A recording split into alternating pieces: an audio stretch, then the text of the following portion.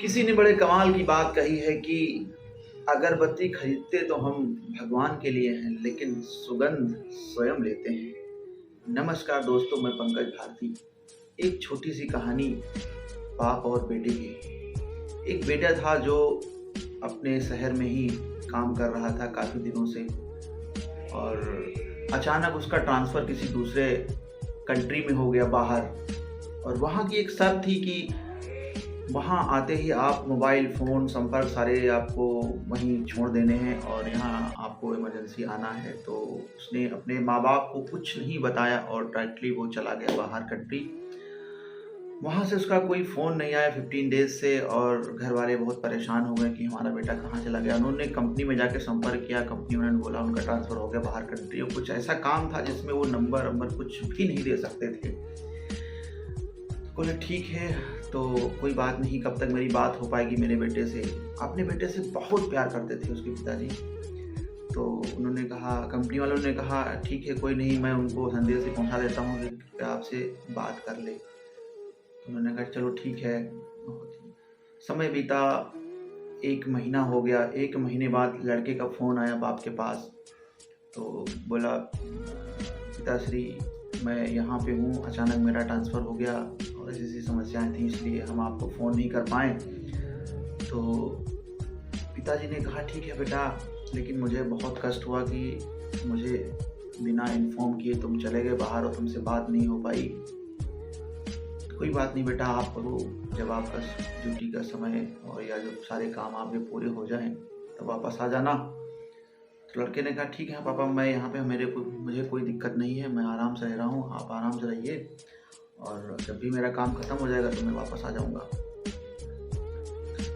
समय बीता, 1 से 2 महीने और बीते और लड़के का अचानक फ़ोन आया कि पिताश्री, मैं एक बात कहना चाहता हूँ आपसे। बोलो बेटा। पिताश्री, ऐसा है, हमारा एक मित्र है, बहुत घनिष्ठ है, मैं अपने भाई ऐसा समझता हूँ उसको। अचानक छत से गिरने के कारण उसके पैर और हाथ में चोट लग गई है और उसका डॉक्टर ने ऑपरेशन करके उसका हाथ पैर हटा दिया है, निकाल दिया है।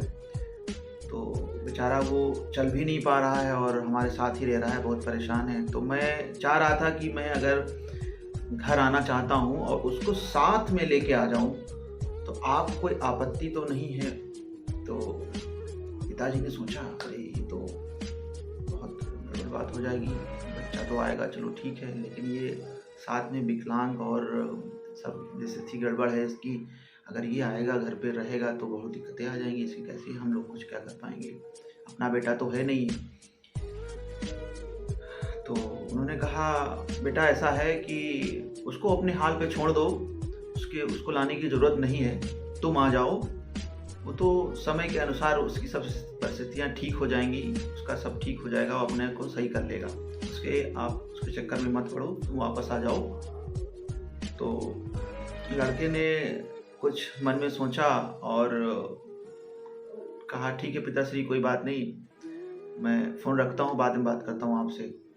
तो लड़के ने कहा ठीक है, फ़ोन काट दिया। और पिताजी सोचने लगे यार ठीक ही हुआ जो हमने अवॉइड कर दिया और बच्चे ने भी मान गया मेरा, और माने तो बड़ी दिक्कत हो जाती यहाँ पे आके। तो समय बीता और 15-20 दिन और बीते और अचानक वहाँ से फ़ोन आया पिताजी के पास कि आपके बेटे की अचानक मृत्यु हो गई है और आप आ जाइए और अंतिम संस्कार करिए आके यहाँ पे। तो उनके माँ बाप बहुत परेशान हो गए, अरे ये क्या हो गया, अचानक ऐसा क्या हो गया, अभी तो मेरा बेटा ठीक था और ये था, तो ये कैसे हो गया। अचानक वहाँ से निकले और पहुँचे वहाँ पे बेटे के पास। तो वहाँ बड़ा उनको दुख हुआ, और जब स्ट्रेचर पे लड़का लेटा हुआ था तो उन्होंने जब चादर हटा के देखा कि अपने ही बेटे का एक हाथ और एक पैर नहीं था, कटा हुआ था।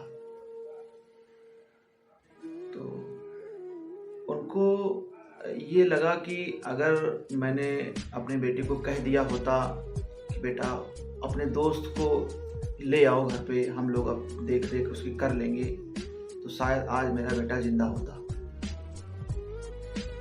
उसके बाद में उसके हाथ में एक छोटी सी पर्ची थी, जो बाप ने उसके हाथ से देखा कि हाथ में पर्ची है। उस पर्ची पे लिखा हुआ था कि पिताजी, चोट हमारे दोस्त को ही लगी थी, मुझे लगी थी। मैं छत से गिरा था, मेरा पैर कट गया, हाथ कट गया।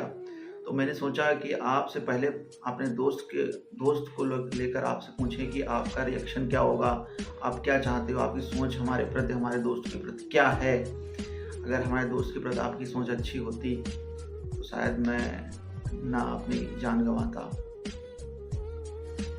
तो पिताजी ने भी, मुझको बड़ा अफसोस हुआ कि शायद मैंने कल बोल दिया होता बेटे से कि बेटा तुम ले आओ दोस्त को, तो बेटा मेरा आज जिंदा होता।